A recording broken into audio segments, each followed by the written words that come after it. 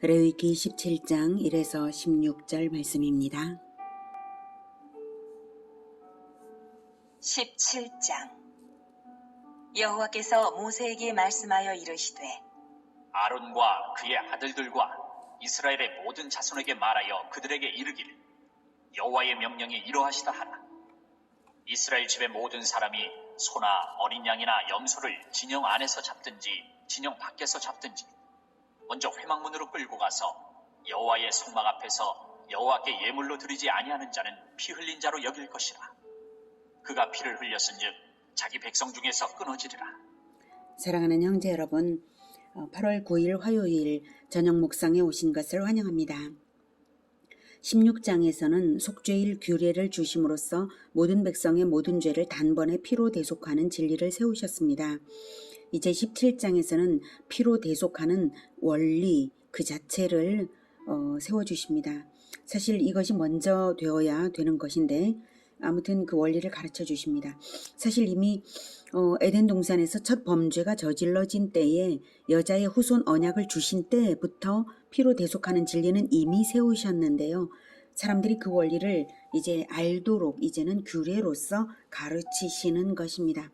여자의 후손 언약이 피로 대속하는 진리인 이유는 여자의 후손이 옛뱀 마귀의 머리를 상하게 하여서 승리할 것이 언약되었는데 여자의 후손 즉 사람으로 태어날 죄 없는 아들은 마귀를 멸하기 위해 목숨을 내놓았기 때문입니다.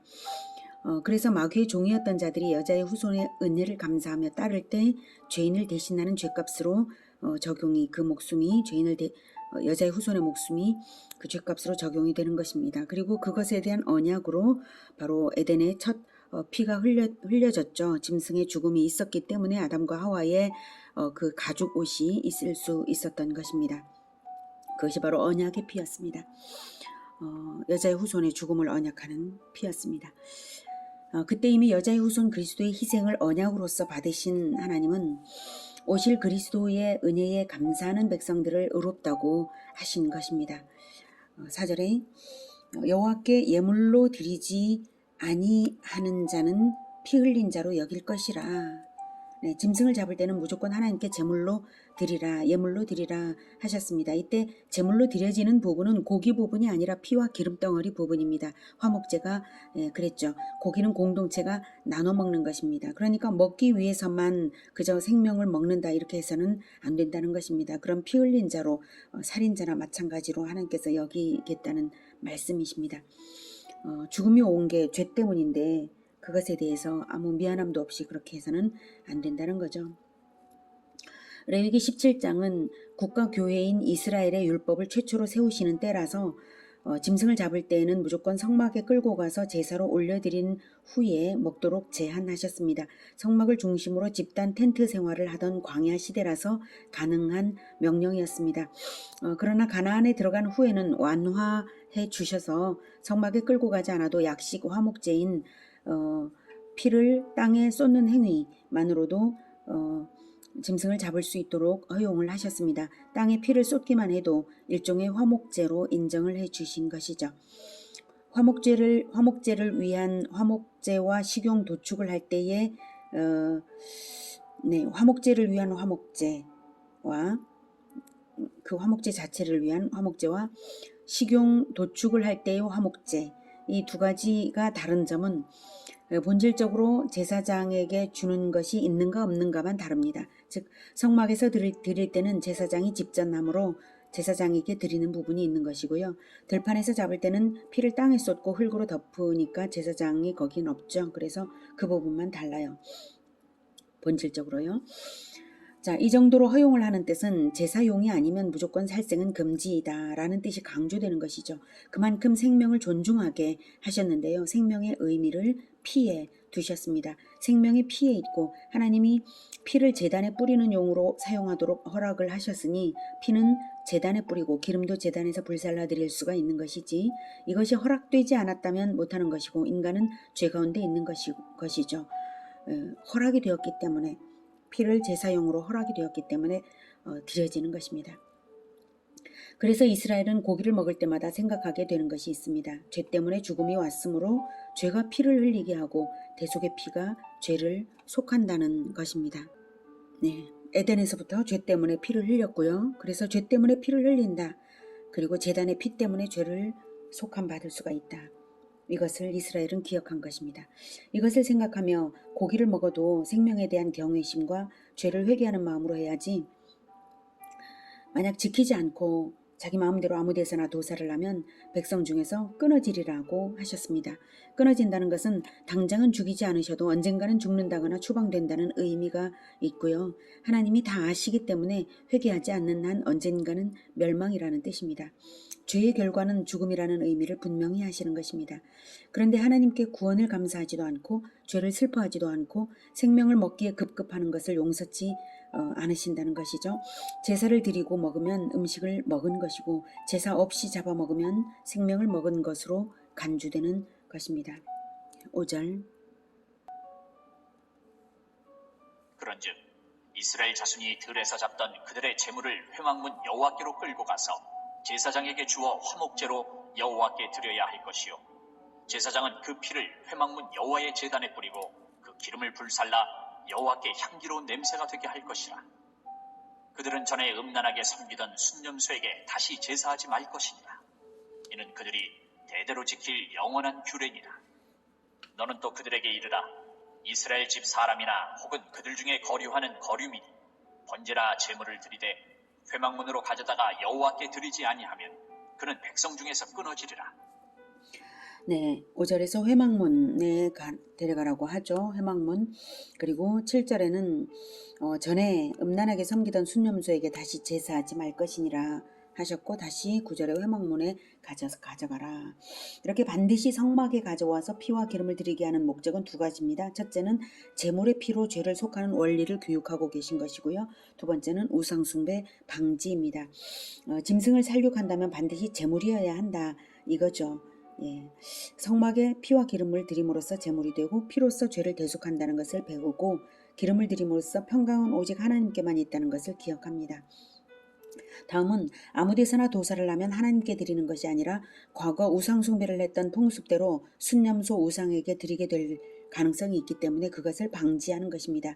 사람들은 어리석고 원죄가 있어서 원래 하나님의 것이었던 문화조차도 제사 문화조차도 우상숭배로 바꿔버리곤 했죠. 바꿔버린 거예요. 그래서 다시 그렇게 돌아가지 않도록 아사셀 염소를 숭배할 가능성도 있었습니다. 바로 속죄일 다음에 이것을 가르치시는 이유도 그런 것이 있습니다. 그래서 그런 것을 방지하는 것입니다. 자, 이 율법을 주시는 시점은 광야에서 이스라엘 백성이 진을 쳐서 공동체 생활을 하는 중이기 때문에 회막문 앞으로 가져와서 도살을 하는 것은 어려운 일이 아닙니다. 그런데 가나안 땅에 들어갔을 때는 넓게 퍼져 살기 때문에 그때는 다시 하나님이 율법을 수정해서 주십니다. 회막에까지 가져올 것은 없고 자기가 사는 곳에서 땅에 피를 흘리고 흙으로 덮고 공동체가 나눠 먹어라 하십니다. 이렇게 율법은 형식은 바뀌지만 그 정신은 이어지는 것입니다. 10절. 이스라엘 집 사람이나 그들 중에 거류하는 거류민 중에 무슨 피든지 먹는 자가 있으면 내가 그 피를 먹는 그 사람에게는 내 얼굴을 대하여 그를 백성 중에서 끊으리니 육체의 생명은 피에 있습니다. 내가 이 피를 너희에게 주어 제단에 뿌려 너희의 생명을 위하여 속죄하게 하였나니 생명이 피에 있으므로 피가 죄를 속하느니라. 그러므로 내가 이스라엘 자손에게 말하기를 너희 중에 아무도 피를 먹지 말며 너희 중에 거류하는 거류민이라도 피를 먹지 말라 하였나니 모든 이스라엘 자손이나 그들 중에 거류하는 거류민이 먹을 만한 짐승이나 새를 사냥하여 잡거든 그것에 피를 흘리고 흙으로 덮을지니라. 모든 생물은 그 피가 생명과 일체라. 그러므로 내가 이스라엘 자손에게 이르기를 너희는 어떤 육체의 피든지 먹지 말라 하였나니 모든 육체의 생명은 그것의 피인즉 그 피를 먹는 모든 자는 끊어지리라. 또 스스로 죽은 것이나 들짐승에게 찢겨 죽은 것을 먹은 모든 자는 본토인이거나 거류민이거나 그의 옷을 빨고 물로 몸을 씻을 것이며 저녁까지 부정하고 그 후에는 정하려니와 그가 빨지 아니하거나 그의 몸을 물로 씻지 아니하면 그가 죄를 담당하리라. 네, 11절이 핵심 원리를 가르쳐 주죠. 11절. 육체의 생명은 피에 있음이라. 내가 이 피를 너희에게 주어 제단에 뿌려 너희의 생명을 위하여 속죄하게 하였나니 생명이 피에 있으므로 피가 죄를 속하느니라. 우리는 예수님의 피로 구원받았습니다. 예수님이 내 죄를 대신해서 십자가에서 보혈 흘려 주셨고 그것을 내가 믿고 따름으로 속죄받았습니다. 이것이 피로 대속하는 원리입니다. 그런데 만약 예수님이 그런 의도로 죽음을 당한다 해도 하나님이 안 받으시면 하나님이 예수님에게 내가 언제 그런다고 그랬냐 뭐 이러시면 아무 소용이 없는 죽음이 되겠죠.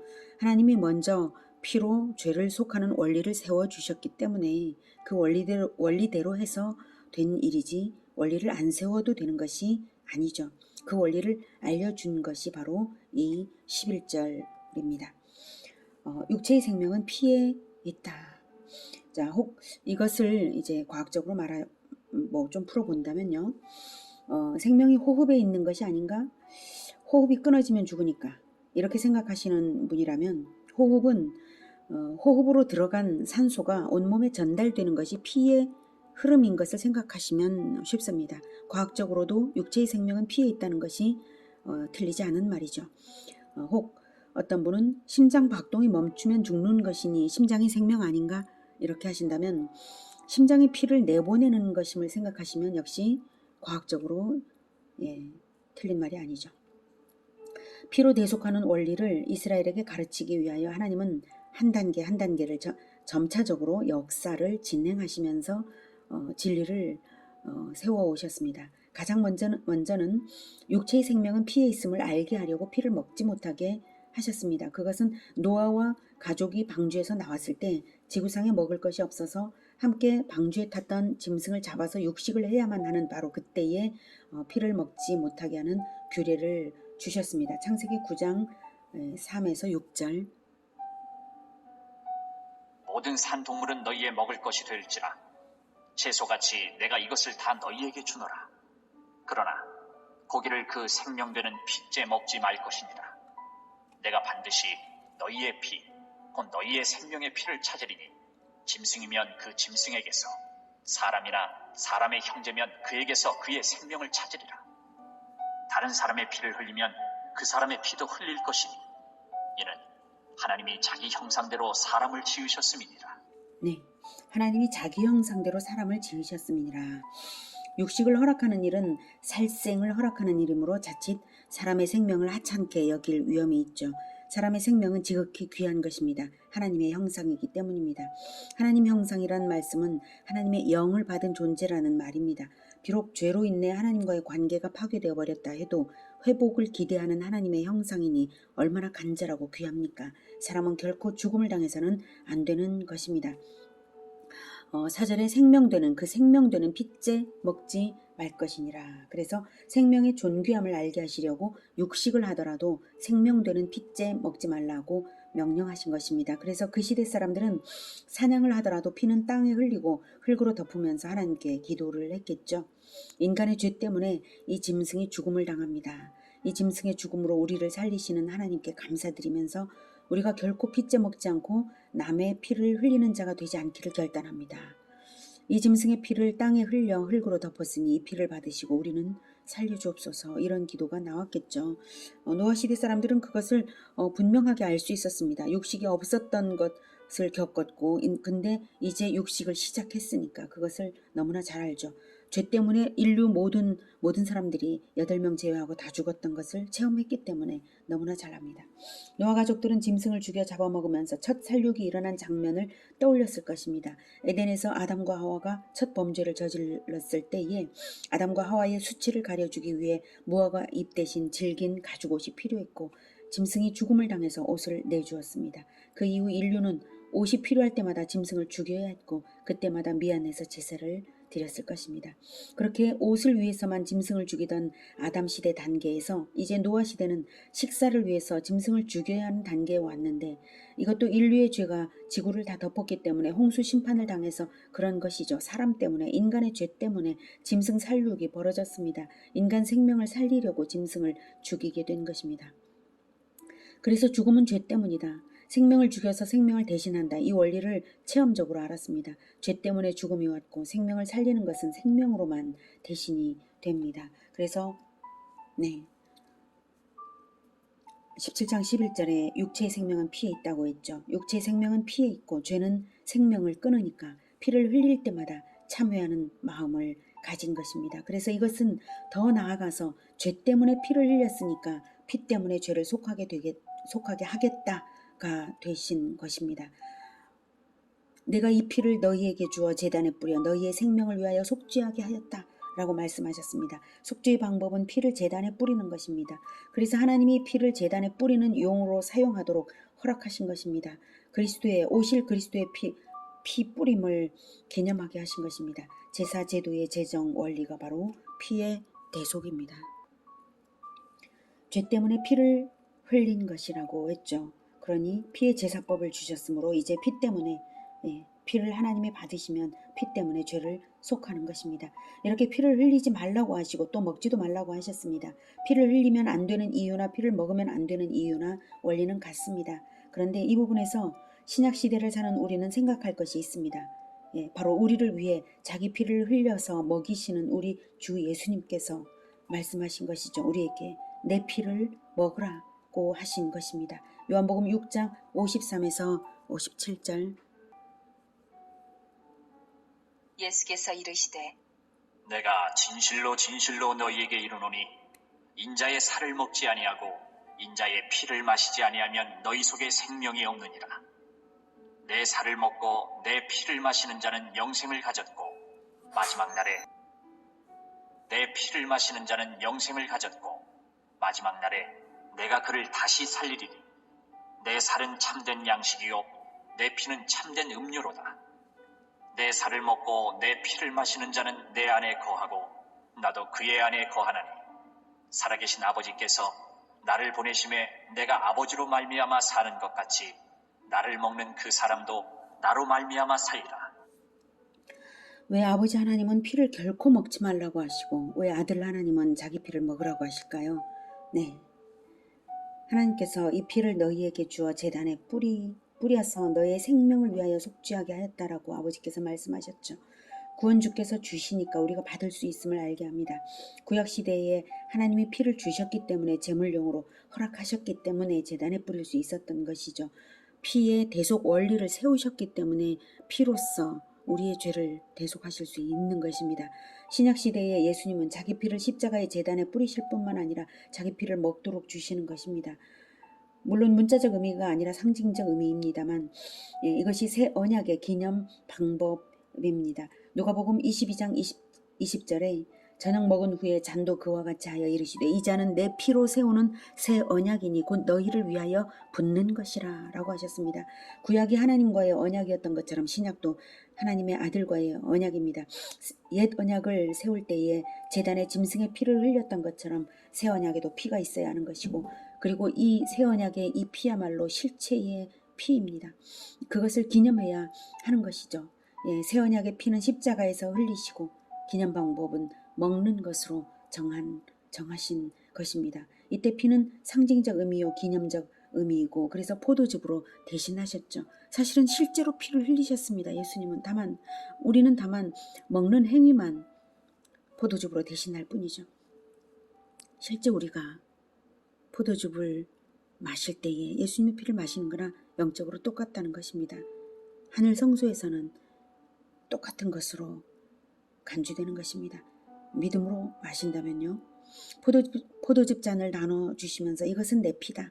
많은 사람의 죄사함을 위하여 흘리는 내 피다. 받아 먹으라 하셨습니다. 그러니 포도즙 마시면서 예수님의 피를 기념하라는 의미입니다. 그러면 형식적인 기념 방법을 주시는 것만 더 추가된 것이냐? 그럴 수가 없죠. 1년에 한 번 성찬식을 형식으로만 갖추면 되는 것이냐? 결코 그게 아니죠. 피를 먹는다는 진짜 의미를 예수님이 요한복음 6장 63절에서 말씀하셨습니다. 63절에 살리는 것은 영이니 육은 무익하니라. 내가 너희에게 이른 말은 영이요 생명이라. 말은 영이요 생명이라고 하셨습니다. 말씀이 영이요 생명이라고 본질을 말씀하십니다. 예수님의 말씀을 먹는 것이 예수님을 먹고 사는 것입니다. 예수님의 말씀이 내 안에 흘러야 보혈입니다. 피가 안 흐르면 생명이 어떻게 되죠? 죽죠. 흐르지 않으면 죽음인 것입니다. 말씀이 흐르지 않는다면 보혈이 멈춰 있는 것인데 피가 멈춰 있어도 피의 효력이 있습니까? 피는 생명인데 멈춰서 흐르지 않는데 생명인가요? 절대 아니죠. 보혈이 우리 안에 흘러야 합니다. 우리 안에서 보혈이 흐르도록 섭취해서 흐르게 해야 합니다. 교제해서 흐르게 해야 합니다. 내 안에 말씀이 섭취되어서 말씀이 내 안에 흘러야 하고 우리 공동체 안에 보혈의 말씀이 교제를 통하여서 흘러야 합니다. 그래야 내가 살고 공동체가 살아있는 것이죠. 말씀을 먹지 않으면 죽은 것이고 보혈의 말씀이 내 안에 흐르지 않으면 죽어가는 것입니다. 보혈의 말씀을 적극적으로 먹기로 결단하시기를 바랍니다. 그리고 이 말씀은 죽음을 각오하고 따르라는 뜻입니다. 먹으면 먹은 것이 나옵니다. 스테미너 음식을 먹으면 힘이 나고 키가 크는 것을 먹으면 키가 큽니다. 보혈을 먹으면 피를 흘릴 각오로 살라는 말씀이시죠.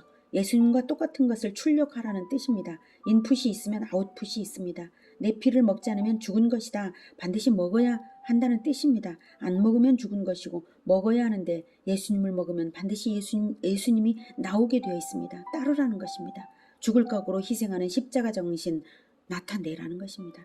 요한복음 12장 25절에 자기의 생명을 사랑하는 자는 잃어버릴 것이요 이 세상에서 자기의 생명을 미워하는 자는 영생하도록 보전하리라. 죽고자 하면 살린다는 의미입니다. 영생하도록 보전하리라. 죽을 각오로 책임지는 자가 리더이고 공동체를 영생하도록 보전합니다. 한 가정을 책임지는 일에도 가장들이 죽을 각오로 일해야 먹고 살지 않습니까? 세상 사는 일도 목숨 걸고 덤비는데 영원한 집을 세우는 일, 영원한 생명을 얻는 일, 영원한 가족을 얻는 일이 얼마나 귀하고 얼마나 중합니까? 죽을 각오로 사람을 섬기면서라야 예수님을 전할 수 있는 것입니다. 그리스도인들은 세상 사람들보다 훨씬 더 부지런하고 훨씬 더 희생하고 훨씬 더 손해보고 살아야 마땅한 것입니다. 예수님이 그렇게 사셨으니까 예수님의 피가 흐르는 생명의 말씀을 날마다 먹고 날마다 예수님이 아웃풋되는 그런 인생들 되시기를 기원합니다. 기도하겠습니다. 하나님, 우리가 결코 죽음으로 가는 죄를 짓지 않기로, 죄를 지을 때마다 그것이 예수님의 피인 것을, 예수님의 피로 대속한 내가 다시 그 죄에 빠져서는 안 된다는 것을 기억하게 해 주시옵소서. 그리고 우리가 예수님의 피를 마셔서 살아났으니 우리 핏줄에 예수님의 보혈이 흐르는 것처럼 그렇게 살아갈 수 있도록 주님 도와주시옵소서. 날마다 성경을, 예수님의 보혈 흐르는 성경을 읽고 예수님을 먹고 살겠습니다. 주님, 우리 안에서 늘 흘러주시고 또 예수님이 아웃풋 되게 하여 주시옵소서. 예수님의 이름으로 기도드립니다. 아멘. 이어지는 시간은 개인 기도 시간입니다.